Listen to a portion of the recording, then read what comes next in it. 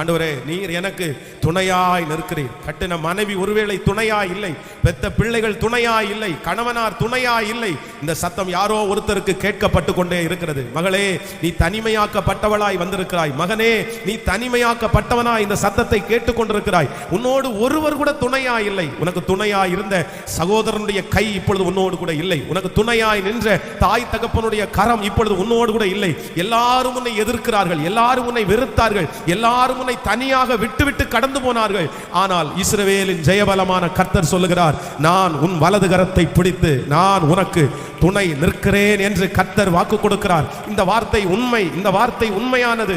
கர்த்தாவே, நாங்கள் நம்புகிறோம், நாங்கள் நம்புகிறோம், நாங்கள் நம்புகிறோம்.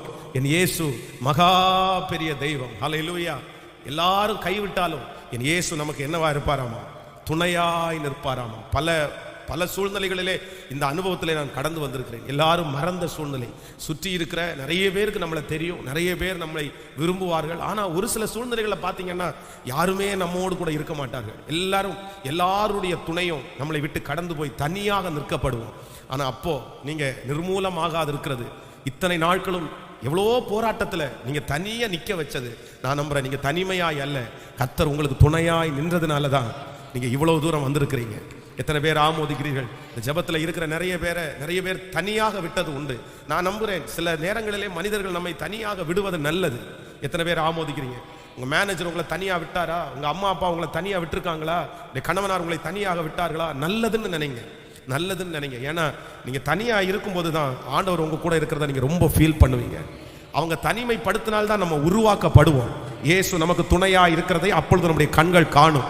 கர்த்தருக்கு ஸ்தோத்திரம் பண்ணுங்க, கர்த்தருக்கு நன்றி சொல்லுங்க. உங்க சொந்தக்காரங்க வெறுத்ததற்காக நன்றி சொல்லுங்க, உங்க அம்மா அப்பா வெறுத்ததற்காக நன்றி சொல்லுங்க. நீங்க நேசித்தவர்கள் உங்களுக்கு இன்னைக்கு ஆபத்தான காலத்துல உங்க பக்கத்துல நிக்காததற்காய் கர்த்தருக்கு ஸ்தோத்திரம் பண்ணுங்க. ஒரு காலத்துல நீங்க ஓடி ஓடி போய் செய்திருக்கலாம், எல்லாருக்கும் துணையாய் நின்றுருக்கலாம். உங்க வீட்டுல ஒரு கஷ்டம்னா உடனே போய் நிப்பீங்க, அவங்களுக்கு ஒரு தேவைன்னா உடனே போய் நிப்பீங்க. உங்களுடைய தூக்கத்தை பார்க்கல, நீங்க உங்களுடைய சரீரத்தை நீங்க பார்க்கல, உங்க சாப்பாடை பார்க்கல. ஆனா இன்னைக்கு உங்களுக்கு ஒரு பிரச்சனைன்னு வரும்போது உங்க கூட யாருமே இல்லாத தனியாக நிற்கப்பட்டு, சரி யாராவது வந்திருக்க கூடாதா, நினைச்சிருக்க கூடாதா? நான் நம்புறேன், இல்ல, ஆண்டவர் அந்த சூழ்நிலை உங்களுக்கு அனுமதித்ததற்காய் கர்த்தருக்கு ஸ்தோத்திரம் பண்ணுங்க. கர்த்தர் வாக்கு கொடுக்கிறாரு, அவர்கள் இல்லாட்டி என்ன, நான் உன் கூட இருக்கிறேன், நான் உன்னோடு இருப்பேன், நான் உன்னை விட்டு விலகுவதும் இல்லை, உன்னை கைவிடுவதும் இல்லை. நீ மருத்துவமனையில் படுத்து கிடக்கும் போது நான் உன் அருகாமையிலே இருப்பேன், நீ தனியாக போகும்போது நான் உன்னோடு கூட வருவேன். கர்த்தர் சொல்கிறார், நான் உனக்கு துணை நிற்கிறேன், நான் உனக்கு துணை நிற்கிறேன். கர்த்தாவே ஸ்தோத்திரம்.